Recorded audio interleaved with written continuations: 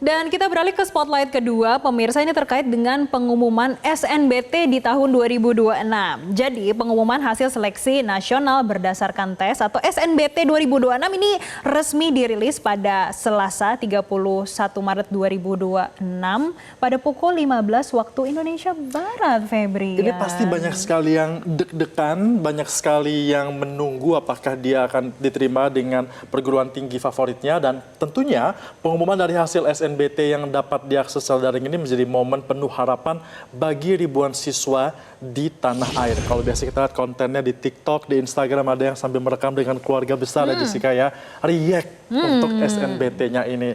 Nah, bukan hanya di siswa dan keluarga saja, tapi pihak sekolah juga ternyata turut memantau bagaimana hasil yang diterima para siswanya. Dan salah satunya adalah di SMA Negeri 78 Jakarta, di Jakarta Barat, sebelum pelaksanaan UTBK, pihak sekolah telah memberikan motivasi hingga sosialisasi secara maksimal agar para siswa ini benar-benar siap menghadapi ujian.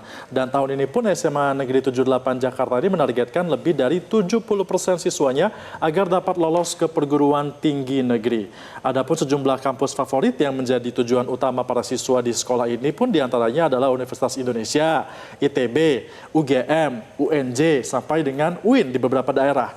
Nah, tidak hanya mendampingi siswa yang berhasil, pihak sekolah juga memberikan atensi khusus pada kesiapan mental para siswa jika ada yang belum berhasil pada jalur SNBT di kali ini. Jadi harus benar-benar diberikan kekuatan mental ya. Kalau lulus ya nggak selamat, kalau nggak lulus ya nggak apa-apa sebenarnya. Masih banyak kesempatan lainnya, apalagi masih ada jalur mandiri dan juga masih ada sekolah-sekolah lain ya, perguruan tinggi. Masuk ke swasta pun nggak apa-apa ya Jessica, yang penting ilmunya bisa diserap dengan baik. Nah pemirsa, kalau tadi kita sudah melihat bagaimana di Jakarta Barat, sekarang kita akan melihat di Surabaya. Karena di Surabaya, Jawa Timur, ini pihak sekolah juga ikut memantau hasil yang diterima para siswanya. Di SMA Negeri 10 Surabaya, Koordinator Bimbingan Konseling SMA Negeri 10 Surabaya, tahun ini terdapat sekitar 250 siswa yang mendaftar perguruan tinggi negeri melalui jalur SNBT. Adapun perguruan tinggi yang paling banyak diminati siswa antara lain Universitas Erlangga, ITS, UPN, dan juga UNESA.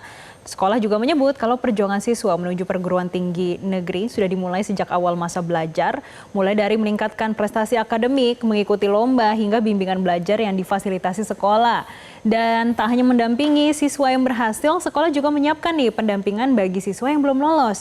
Ini mulai dari jalur mandiri, kampus kedinasan, hingga informasi beasiswa di perguruan tinggi.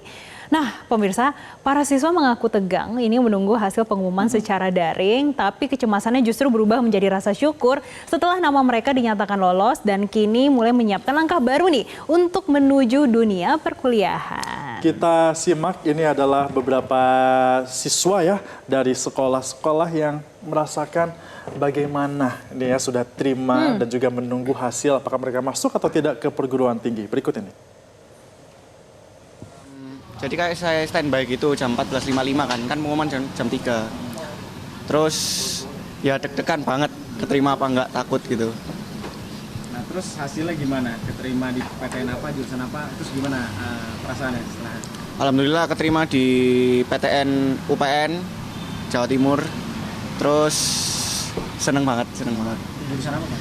Jurusan bisnis digital. Ini emang pilihan pertama, emang udah minat dari awal?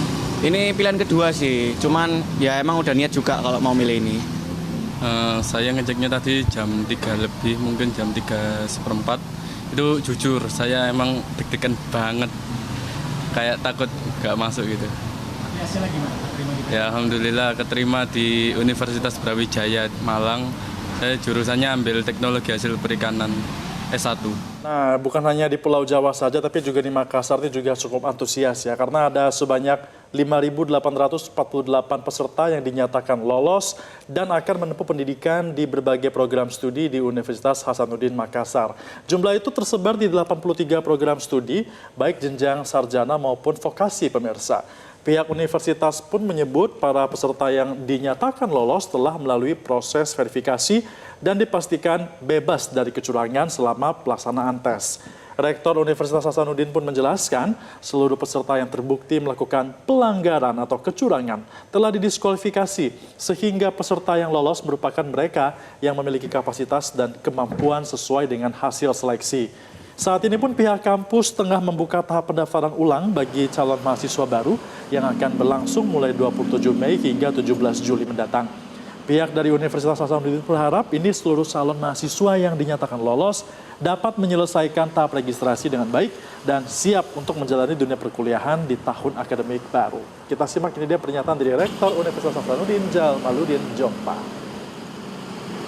5.848 saudara-saudara anak-anakku sekalian yang lulus itu semua sudah terverifikasi, insya Allah sudah bebas dari baik itu yang mencurigakan apalagi terbukti. Jadi semua yang terbukti curang telah kita diskualifikasi dan yang lulus ini mudah-mudahan memiliki